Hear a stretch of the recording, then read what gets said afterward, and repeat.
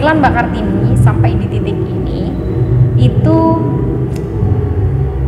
faktor utamanya apa? Yang pertama karena anugerah dari Allah. Yang kedua itu kalau yang saya rasakan berkat doa dari para guru. Dulu saya tuh pernah mendapatkan suatu motivasi itu seperti ini Mbak. Ada suatu cerita anak pondok. Dia itu nggak pernah belajar, tapi dia itu sering banget disuruh sama masyayikhnya, guru-gurunya. Dan dia lakoni dengan ikhlas. Tapi akhirnya dia menemukan suatu keberhasilan. Tapi saya malah merasa sendiri Mbak, ketika saya sudah menjadi pengajar.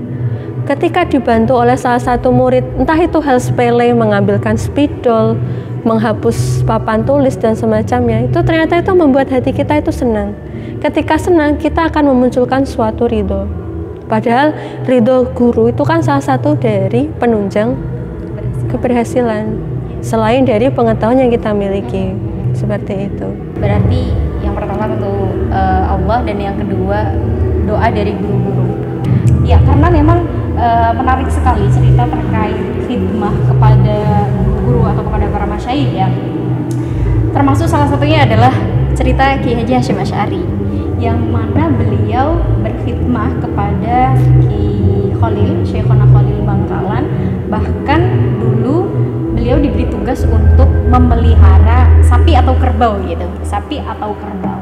Dan pada suatu ketika ada seorang kiai yang ingin mencari menantu dan tanya kepada Kiai Khalil Bangkalan, dan Kiai Hasyim ditunjuk oleh Kiai Khalil gitu.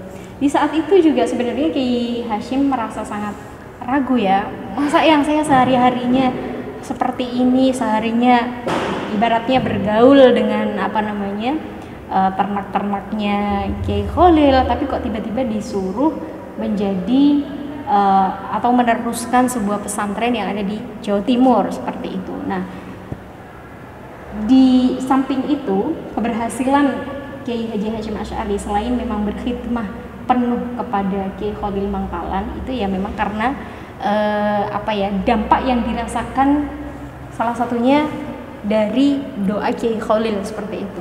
Iya, ya kan? Betul Mbak. Itu yang pertama Mbak. Saya punya lagi cerita yang kedua, guru saya Kiai Haji Said Akil Al-Munawwar. Ya, beliau juga pun demikian. Bahkan ketika tadi saya mancing Mbak Kartini bertanya sebenarnya apa faktor keberhasilan utama, dan Mbak Kartini memang menjawab yang pertama Allah, dan yang kedua doa dari guru-guru. Itu sama persis jawabannya. Bahkan memang sekalipun beliau memang menghabiskan waktunya untuk membaca di perpustakaan, tapi faktor utama yang disebutkan adalah memang berkat doa dari guru-guru saya. Wah, itu luar biasa sekali memang kalau kita mau berkhidmah penuh kepada guru-guru kita, sekalipun memang tidak harus secara formalitas sebagai mengikuti lembaga ya, tapi minimal khidmah itu adalah mengirimkan doa. Kalau seperti dawuhnya Kiai Sa'al Mahfud adalah minimal mengirimkan Al-Fatihah gitu ya, setiap ba'da sholat kepada para guru-guru yang mendahului kita. Itu pesan dari Kiai Haji Sa'al Mahfud. Itu luar biasa sekali, dan menurut saya memang khidmah itu tidak hanya sekedar melayani, tapi lebih merasakan kedekatan jiwa.